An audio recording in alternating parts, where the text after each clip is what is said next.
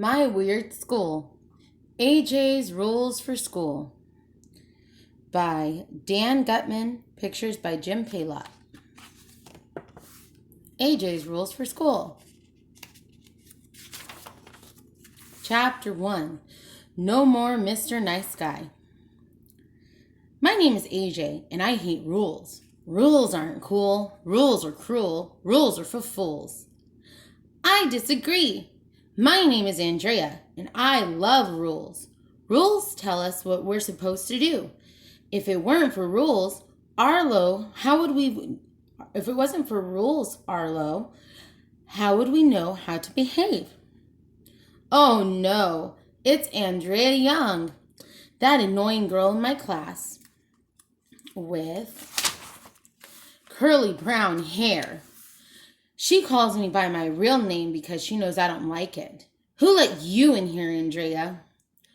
Arlo, you know perfectly well while I'm here.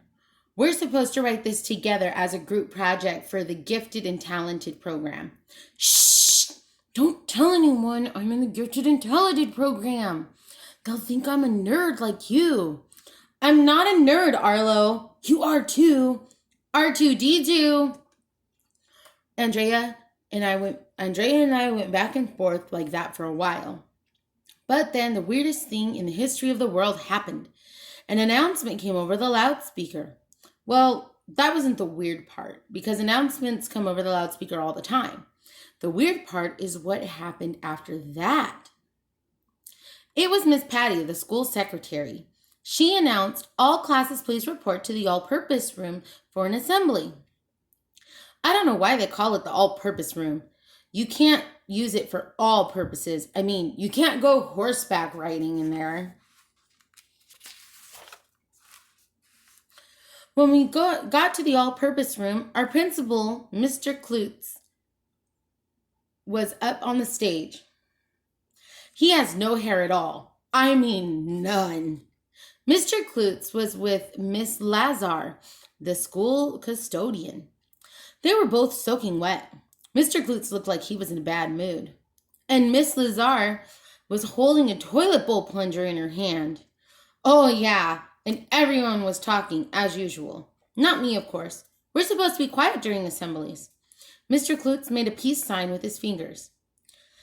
That means shut up. Everybody stopped talking. Mr. Klutz said that he was disappointed in us. Some of the kids, not me, of course, had been breaking the rules at elementary school, he said. From now on, the rules of the school are going to be strictly enforced. Mr. Klutz was really mad. He said things were going to change around here starting right now. No more Mr. Nice Guy. Then he pulled out this big scroll and started reading a list of new rules for school. The first one was no running in the hallway.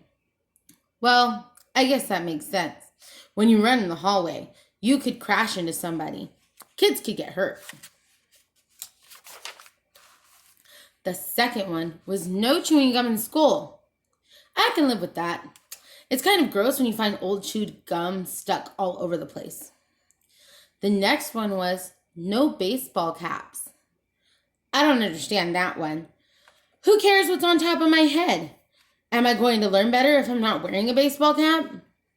The list went on and on.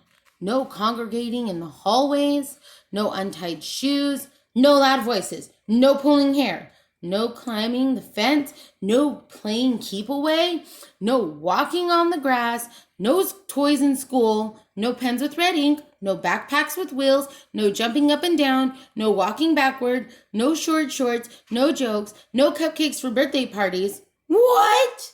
By that point, we were all freaking out. No cupcakes? Was he kidding me? Everybody brings cupcakes for birthday parties. That's the first rule of being a kid.